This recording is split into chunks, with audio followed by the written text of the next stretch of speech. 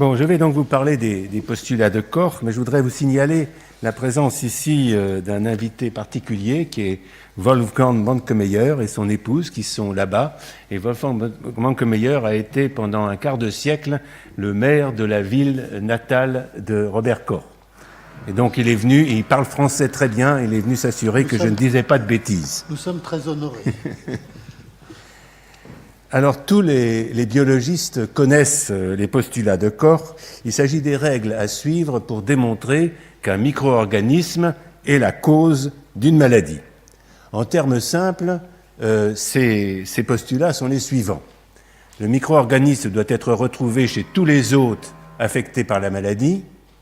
Le micro-organisme doit être isolé à partir de l'hôte malade et cultivé en dehors de lui dans un milieu adéquat. Le micro-organisme ainsi cultivé doit provoquer la maladie chez un animal sain et le micro-organisme doit pouvoir être réisolé à partir de cet animal rendu malade par l'inoculation. Alors nous allons voir quelle a été l'évolution des idées qui a conduit à l'énoncé de ces postulats et ensuite nous procéderons à une analyse critique de leur validité à l'époque de Koch et par la suite, y compris à l'époque actuelle. Alors, brièvement, l'histoire, depuis l'Antiquité, l'homme a tenté de comprendre l'origine des maladies qui le touchaient lui ou qui touchaient les animaux domestiques, particulièrement lorsqu'il s'agissait d'épidémies. Et l'objectif était certainement, au moins en partie, de tenter de s'en protéger. Alors le plus souvent, on invoquait les puissances divines, c'était à la colère des dieux qu'ils devaient le mal, ou bien à l'influence des constellations, des comètes ou des éclipses. Ceux qui ne se satisfaisaient pas de ces interprétations, de ces interventions surnaturelles, incriminaient le plus souvent l'environnement et ses miasmes, ou bien de ce qu'on appellerait aujourd'hui des comportements à risque. Alors du fait qu'il était souvent difficile d'incriminer une seule cause, environnementale ou comportementale, on incriminait souvent plusieurs causes au choix. Et je vais vous donner un exemple particulièrement savoureux parmi de nombreux qui concerne la tremblante. Vous savez que c'est la maladie, la même chose que la vache folle ou la maladie de Creutzfeldt-Jakob, mais dans le cas des moutons. Et en 1848, un vétérinaire proposait l'explication suivante pour l'apparition de la tremblante dans les troupeaux de moutons.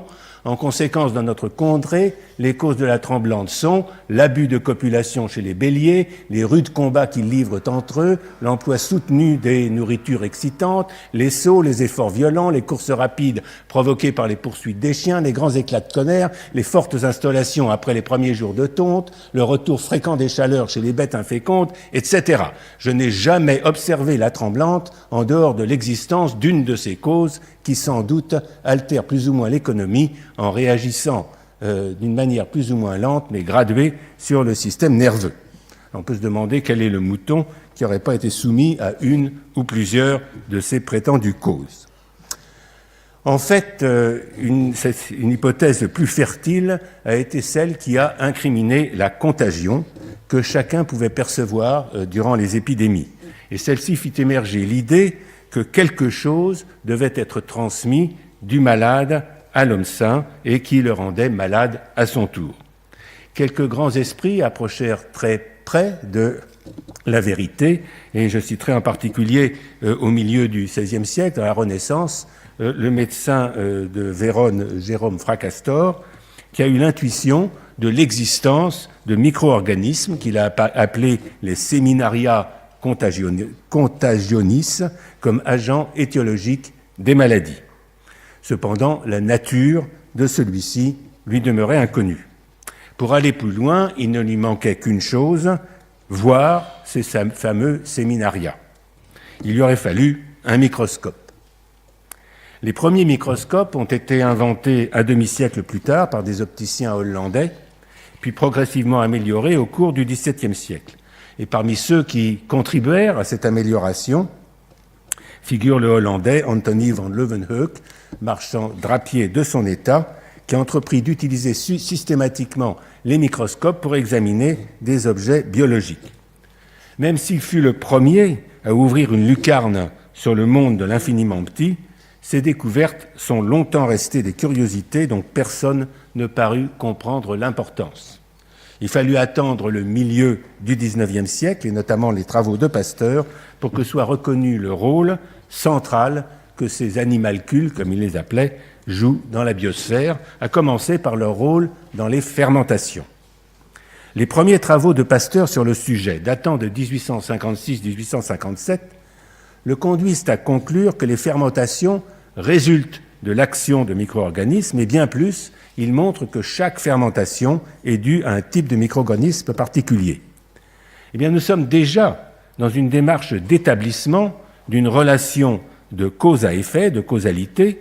On trouve toujours le même micro-organisme lorsque se produit une fermentation donnée. On peut cultiver ce micro-organisme et celui-ci provoque à nouveau la fermentation dans un milieu adéquat précédemment stérile. Vous voyez que les postulats de Koch ne sont pas loin. Pour Pasteur, ce qui est vrai pour les fermentations doit aussi s'appliquer aux maladies infectieuses. Comme celles-ci, comme les fermentations, doivent être dues à des micro-organismes. Et chaque maladie doit être due à un microbe particulier. Ainsi, en 1876, dans ses études sur la bière, voilà ce qu'il écrit. Lorsqu'on voit la bière et le vin éprouver de profondes altérations parce que ces liquides ont donné asile à des organismes microscopiques qui se sont introduits d'une manière invisible et fortuitement dans leur intérieur, où ils ont ensuite pullulé, comment ne pas être obsédé par la pensée que les faits du même ordre peuvent et doivent se présenter quelquefois chez l'homme et les animaux. Pourtant, c'est d'Allemagne et du laboratoire de Robert Koch que devait venir la première démonstration du rôle causal d'un micro-organisme dans l'apparition d'une maladie, le charbon des ovins et des bovins. En 1873-1876, comme ses prédécesseurs, dont le français Casimir Daven, qui avait été inspiré par les travaux de Pasteur sur les fermentations, Koch constate que le sang des moutons atteints de charbon fourmille de bactéries.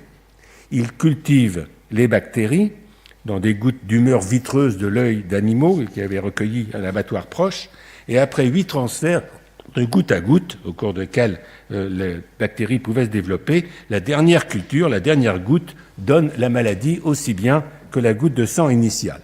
Et de plus, il montre que ces bactéries donnent naissance à des formes résistantes, les spores, susceptibles de rendre compte du maintien pendant plusieurs années de pouvoirs infectieux dans les champs dits maudits.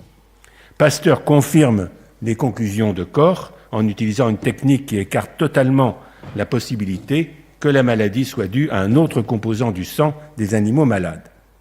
Donc les travaux conjoints de Daven, Koch et Pasteur établissent ainsi pour la première fois qu'une maladie infectieuse, le charbon, est causée par un microbe particulier, Bacillus anthracis.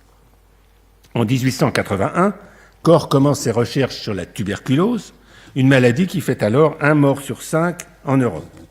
Grâce à des techniques de coloration, de microscopie et de culture qu'il a mises au point, il détecte une bactérie caractéristique dans les tissus tuberculeux. Ici, c'est un dessin de Koch et les petits bâtons bleus que vous pouvez peut-être voir, c'est les bactéries qu'il a pu détecter grâce à ces techniques de coloration. Et ensuite, il parvient à obtenir des cultures pures de ces bactéries à partir de colonies. Et il peut donc, il montre ensuite que ces cultures vont donner la tuberculose à des cobayes.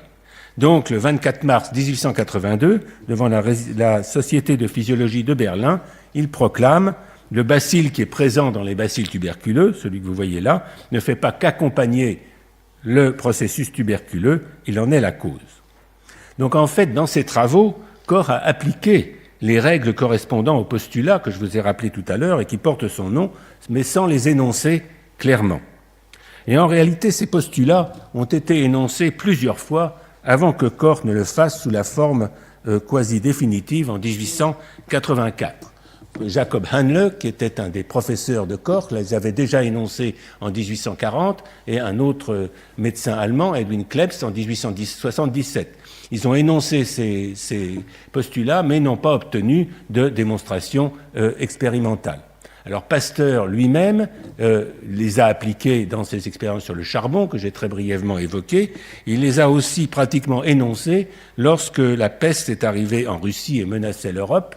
Et il a dit à cette époque, si après avoir recueilli soit du sang, soit du pus, à la fin de la vie ou aussitôt après la mort d'un pestiféré, on arrivait à découvrir l'organisme microscopique, puis à trouver pour ce microbe un milieu de culture approprié, il y aurait lieu d'inoculer des animaux de diverses espèces, le singe peut-être de préférence, et de rechercher des lésions capables d'établir les rapports de cause à effet entre cet organisme et la maladie dans l'espèce humaine.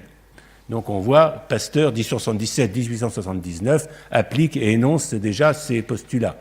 Frédéric Leflers, un proche collaborateur de Koch, les applique et les énonce clairement dans sa publication sur la diphtérie en 1883. Donc Koch les a appliqués pour le charbon en 1876, les a appliqués pour la tuberculose en 1882, mais ne les a vraiment énoncés qu'en 1884. Donc en résumé, attribuer au seul Koch la paternité de ces postulats est excessif. On peut dire que toutes les personnes ici soit les avaient énoncés ou les avaient appliqués. Mais il n'en demeure pas moins que ces Koch, grâce aux techniques qu'il avait développées et à leur application rigoureuse au cas de la tuberculose, qui était un cas médiatique entre tous, qui avaient démontré de façon la plus éclatante leur validité. Alors, je voudrais faire une parenthèse, là, c'est que lorsque l'on parle de cause, il est utile de préciser s'il s'agit de causes nécessaires, suffisantes ou les deux. Dans les postulats de Koch, la première condition apparaît nécessaire. Le microbe doit être présent chez tous les hôtes atteints de maladie. Si ce n'était pas le cas, une autre cause devrait être invoquée. Les autres conditions sont suffisantes. En effet, si on donne la maladie à tout coup par inoculation du microbe, celui-ci est une cause suffisante. Mais d'autres causes pourraient être également suffisantes. Donc, il faut l'ensemble des postulats pour montrer qu'un microbe est une cause nécessaire et suffisante d'une maladie. Alors, est-ce que ces fameux postulats sont applicables systématiquement ? Bien, comme nous allons le voir, c'est loin d'être le cas. En effet, selon le premier postulat, il faut pouvoir identifier le microbe chez l'homme ou l'animal malade. Alors, dans le cas du charbon, dans le cas de la tuberculose, dans le cas de la peste, on savait quels étaient les organes affectés, on arrivait relativement facilement à découvrir le microbe. Mais ça n'est pas toujours aussi facile si on ne sait pas quel organe est affecté, surtout s'il s'agit d'un virus qui ne peut être vu qu'au microscope électronique. Donc la seule identification du microbe responsable n'est pas toujours évidente. Mais ensuite, à supposer qu'on ait identifié le microbe, il faut pouvoir le cultiver. Or, ça n'est pas toujours possible, et 3 ans avant les expériences de Koch sur le charbon, eh bien, un Norvégien, Hansen, avait trouvé, il avait lui été inspiré par les travaux de Pasteur sur la génération spontanée, et il avait trouvé une bactérie qui était présente dans les lésions des lépreux, et il a donc proposé que cette bactérie était responsable de la lèpre. Mais il n'a pas pu cultiver cette bactérie, et on ne sait toujours pas la cultiver aujourd'hui. Donc on ne peut pas appliquer les autres postulats puisqu'on ne sait pas cultiver la bactérie. Supposons même qu'on l'ait cultivée. Il faut ensuite avoir un modèle animal, un animal auquel on va pouvoir essayer de donner la maladie avec la culture. Eh bien, Koch lui-même, juste l'année après qu'il ait fait les expériences sur la tuberculose, il s'est attaqué au choléra. Il a identifié une bactérie qu'il a appelée le bacille virgule, qui était présente chez les colériques et pas chez les non-colériques, qui était présente dans l'eau qui était bue par ceux qui avaient le choléra. Donc il pensait que c'était vraiment la bactérie responsable du choléra. Il a pu la cultiver, mais quand il injectait ça aux cobayes, les cobayes n'attrapaient pas le choléra. Conclusion, il n'arrivait pas lui-même à appliquer son deuxième postulat. Alors, quand on n'a pas de modèle animal, et là c'est parce qu'effectivement le choléra, les cobayes sont résistants au choléra, on peut se dire on va essayer chez l'homme. Mais pour des raisons éthiques, en général, on ne peut pas inoculer le microbe à l'homme. En fait, ça a pourtant été fait, justement dans le cas du choléra, c'était un médecin, enfin un hygiéniste allemand qui s'appelait Max von Pettenkofer, qui était professeur à Munich et qui n'était pas convaincu par les résultats de Koch. Donc, qu'est-ce qu'il a fait? Eh bien, il a bu en public un verre d'eau infecté de vibrions colériques. Et à la stupéfaction de Koch, il en fut quitte par une petite indisposition intestinale. Donc, la preuve n'était pas vraiment là. Alors, cet exemple du choléra illustre un obstacle fondamental à l'application des postulats de Koch et qui touche à la question de la causalité, l'importance de l'hôte dans la réponse à l'infection. Infection ne veut pas dire maladie, et cela pour de multiples raisons. Par exemple, on estime qu'environ un tiers de la population mondiale est infectée et porteuse du bacille de la tuberculose, alors que guère plus que 10%, c'est-à-dire environ 10 millions par an, développent effectivement la maladie durant leur vie. Tout le monde connaît la notion de porteur sain. Donc, l'état de santé général au moment de l'infection, pourquoi est-ce qu'il y a cette sensibilité différentielle des individus aux microbes? Ça peut être l'état de santé général au moment de l'infection, l'état du système immunitaire, et ce qui attire de plus en plus l'attention de nos jours, la constitution génétique. En effet, il existe des gènes qui nous rendent plus ou moins susceptibles à tel ou tel microbe. La réalité n'est donc pas toujours aussi simple que pourraient le faire croire les postulats de Koch. Le microbe apparaît en général comme une cause nécessaire, mais généralement pas suffisante, notamment du fait de la constitution génétique de l'hôte. Alors, les postulats de Koch sont-ils encore d'actualité? Depuis l'époque de Koch, la science et la médecine ont fait des progrès considérables. Dans le contexte d'aujourd'hui, ces postulats ont-ils encore un sens? Je vais prendre un exemple qui a été évoqué pour une autre raison tout à l'heure, celui de l'identification du VIH comme cause du sida. Identification qui a été réalisée en 1982-1984, exactement un siècle après l'énoncé des postulats. La première étape a été l'identification de ce virus dans les ganglions de quelques patients en état de sida ou de pré-sida. Cela allait dans le sens du premier postulat, mais vu le nombre réduit de patients examinés, on pouvait difficilement parler d'une présence systématique du virus chez les personnes affectées. Mais on est parvenu non sans mal à cultiver le virus sur des cellules en culture. Et alors ce virus a pu être utilisé pour détecter la présence dans le sang d'un individu d'anticorps dirigés contre ce virus. Et une telle présence d'anticorps signifiait que l'individu, qui était donc dit séropositif, avait été infecté par le virus.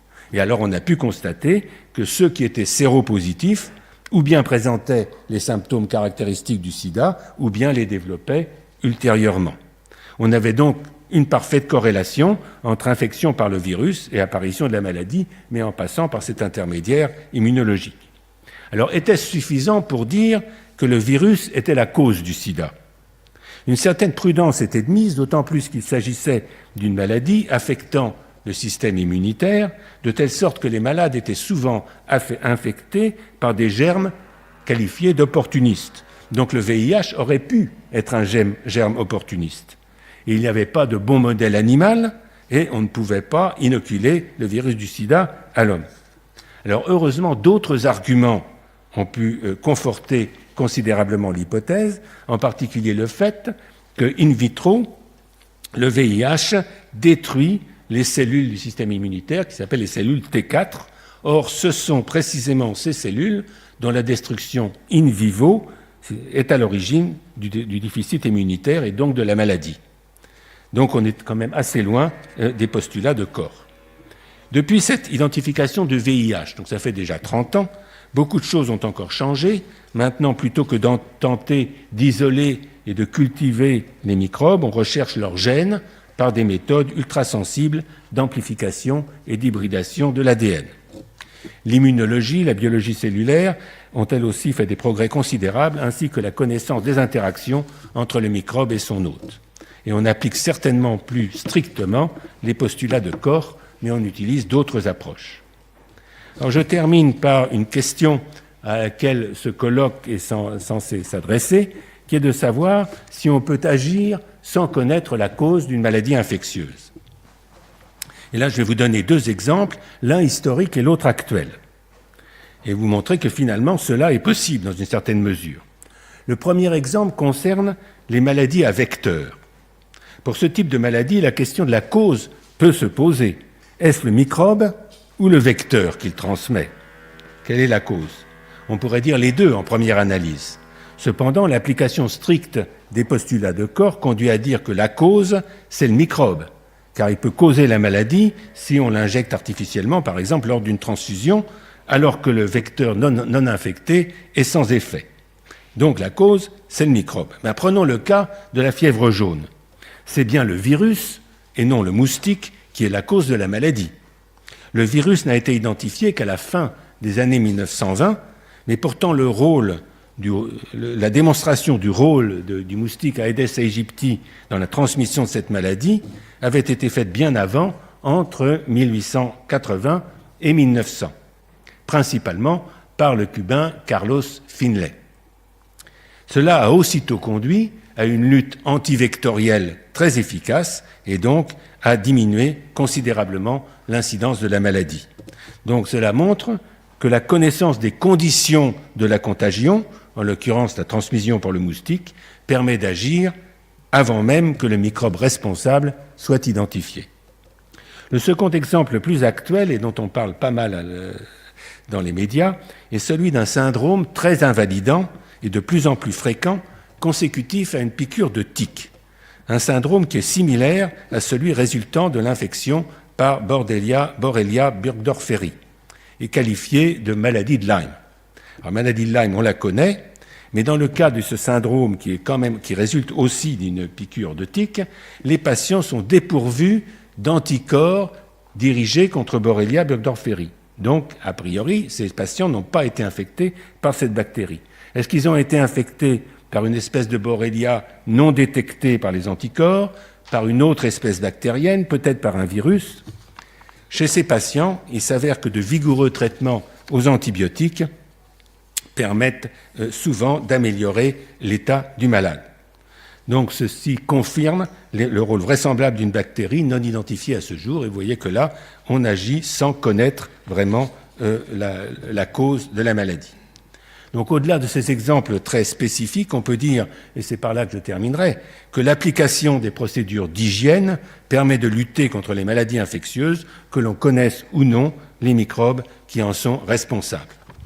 Et en conclusion, on peut dire que si les postulats de Corr ont joué un rôle important dans l'établissement de la théorie des germes, et même s'ils constituent toujours un idéal dans la détermination du rôle d'un microbe comme cause d'une maladie, ils sont en fait souvent d'une application difficile, voire impossible, et sont actuellement supplantés par d'autres méthodes. Et enfin, on se doit de constater que la connaissance du microbe responsable d'une maladie n'est pas toujours un préalable indispensable à la lutte contre celle-ci. Je vous remercie.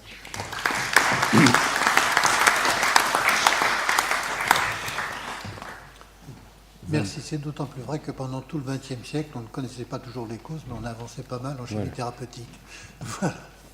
Bien, y a-t-il une ou deux questions? Oui, Maxime, il y a un domaine de l'infectiologie que je ne peux pas aborder, mais qui est encore plus complexe, c'est celui qui tente à mettre un lien entre des agents infectieux et des cancers. Là, les épidémiologistes considèrent que la causalité ne peut s'établir que par des études épidémiologiques à témoins ou prospectives. Je pense qu'il y a peut-être d'autres façons de faire. Ce sont des virus très répandus, et il n'y a qu'une infime minorité des gens qui développent le cancer après une longue latence. Donc tout ça, et je crois que ça introduit une autre façon de démontrer la causalité, c'est qu'en vaccinant contre l'agent infectieux ou en traitant l'infection chronique, comme par Helicobacter, qui fait le lit du cancer, si on a un effet sur l'incidence du cancer, on démontre indirectement la causalité. Et je crois que l'hépatite B est un bon exemple. L'hépatite papillomavirus, ça le sera, et le traitement des gastrites à Helicobacter aussi. Oui, c'est un autre exemple possible. C'est dans le même sens que le dernier exemple que je donnais, où on fait agir un antibiotique sans connaître vraiment l'origine. Là, c'était pas tout à fait pareil. La vaccination, on est d'accord. C'est une autre façon, effectivement, de pouvoir démontrer la causalité sans avoir... Là, on a quand même identifié un candidat probable, mais pas démontré. Oui, mais encore une fois, ceux qui travaillaient les virus pensaient avoir trouvé l'étiologie. Les épidémiologistes ont dit non, ça ne veut rien dire, on va vous dire ce qu'il faut en penser. Et ensuite, il a fallu développer des arguments, la congruence, l'infection avant la maladie, ce qu'on dit ce matin, etc., etc. Mais encore une fois, là, ce qui m'a frappé, c'est de voir que les virologistes ont posé le problème, mais l'épidémiologiste a dit, nous, on ne croit à rien, on va tout établir, et ils ont considéré que c'était sérieux. Après, il a fallu s'intéresser à la congruence de tout ce qu'on... d'essayer de trouver des mécanismes, et surtout de faire des vaccins ou des traitements qui, en agissant sur l'infection, agissaient sur le cancer. Mais tout ça, c'est pour te dire que la démarche était différente. Nous sommes d'accord. Je ne sais pas ce qu'on pense en Yves-Alron, mais je peux dire que les épidémiologistes nous ont imposé une... D'être rigoureux. Oui.